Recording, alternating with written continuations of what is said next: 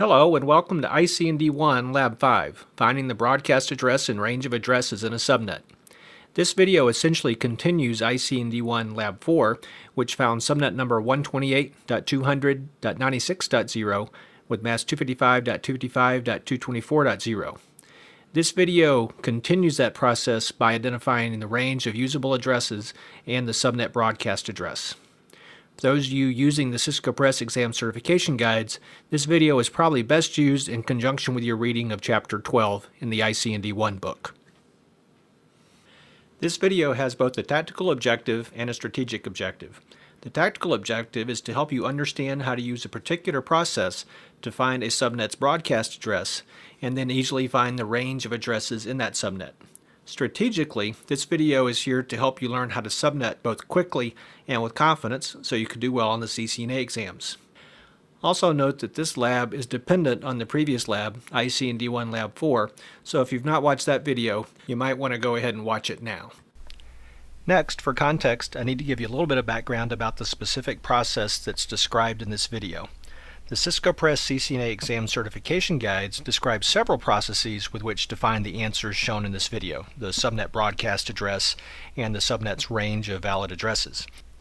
Now this video focuses on a single one of those processes, namely the process that's used when the subnet mask is a difficult mask and you don't want to use any binary math. Now a difficult mask simply means that the mask has one octet that's neither a 255 nor a 0, which makes the answers a little bit less intuitive.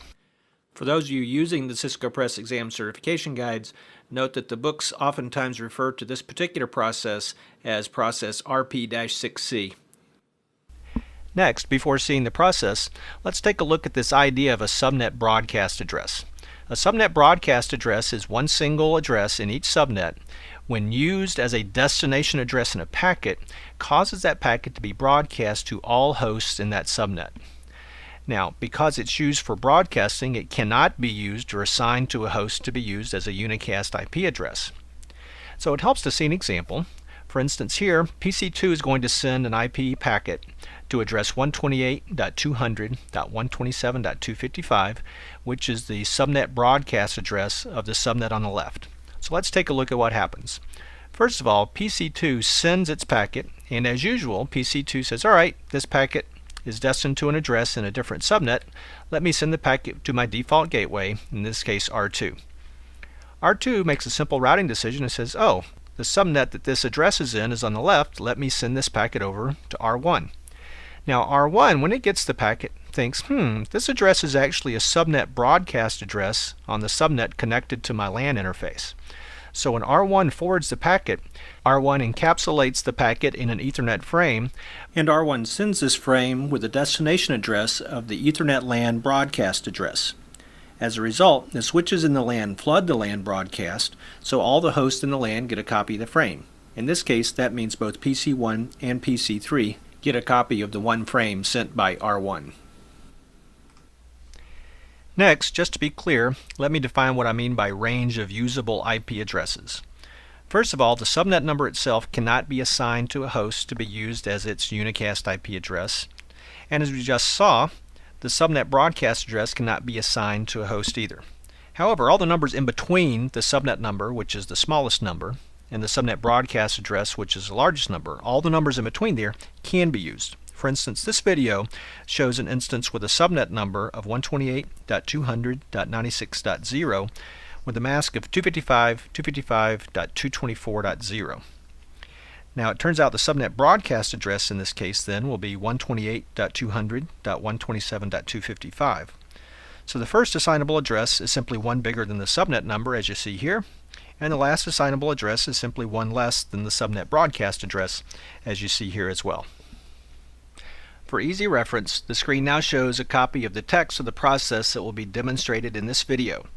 Notice that this process starts with step 5, and it's numbered this way because the associated process that finds a subnet number has 4 steps, so this process just picks up where that other process stops. Next, we'll start where ICND1 Lab 4 stopped, which is to say we have subnet number 128.200.96.0 listed in a table, the interesting octet identified, the magic number calculated, and now the table's been expanded to have room for the first IP address and last IP address in the range of addresses, as well as space to write down the subnet broadcast address. So to begin, we start with step 5, and step 5a in particular says, look at the mask octets whose value is 255, or visually, look at the octets to the left of the rectangle. For those octets, we simply copy the subnet number's value down to the broadcast address. Simple enough. Then for any octets fully to the right of the rectangle, or octets whose mask value is 0 if you prefer, we're going to write down a 255 in that octet of the broadcast address. So, in step 5a, we copied the subnet number octets, and in step 5b, we wrote down 255s in the octet to the right, leaving a single interesting octet to figure out the value for.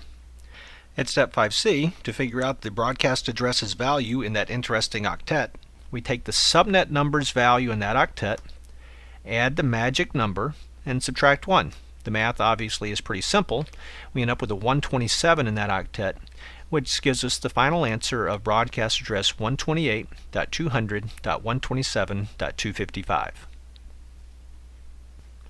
Next, for completeness, I'll show the very simple math about how to find the first IP address and last IP address in the range of valid addresses. Step 6 of this process says to find the first IP address in the range of valid addresses, start by copying the first 3 octets of the subnet number. Doesn't matter where the rectangle is, just copy the first 3 octets and then add 1 to the 4th octet of the subnet number. So as you see here, you take 0 plus 1, of course, is 1, giving us a first valid IP address of 128.200.96.1. Step 7 finds the last valid IP address in the range of addresses based on the subnet broadcast address value. For step 7, similar to step 6, we copy 3 octets, but in this case we copy the first 3 octets from the subnet broadcast address.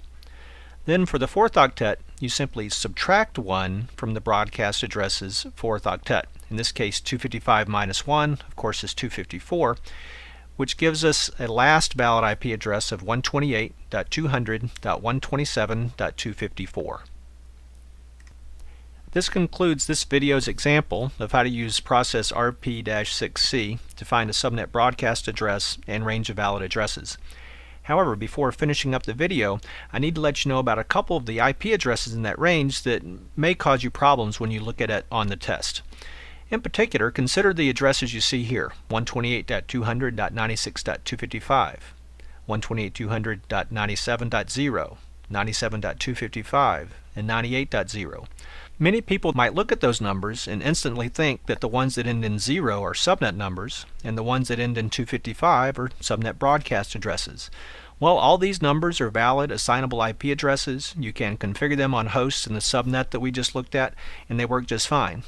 So try to resist the temptation to make assumptions about dotted decimal numbers, particularly because not all numbers that end in 0 are subnet numbers, and not all dotted decimal numbers that end in 255 are subnet broadcast addresses. This concludes IC&D 1 Lab 5. This video has demonstrated a process by which you can find the range of valid addresses and subnet broadcast address for a given subnet using no binary math. More importantly, it's a tool that you can use when taking the CCNA exams to more quickly and more confidently answer subnetting questions.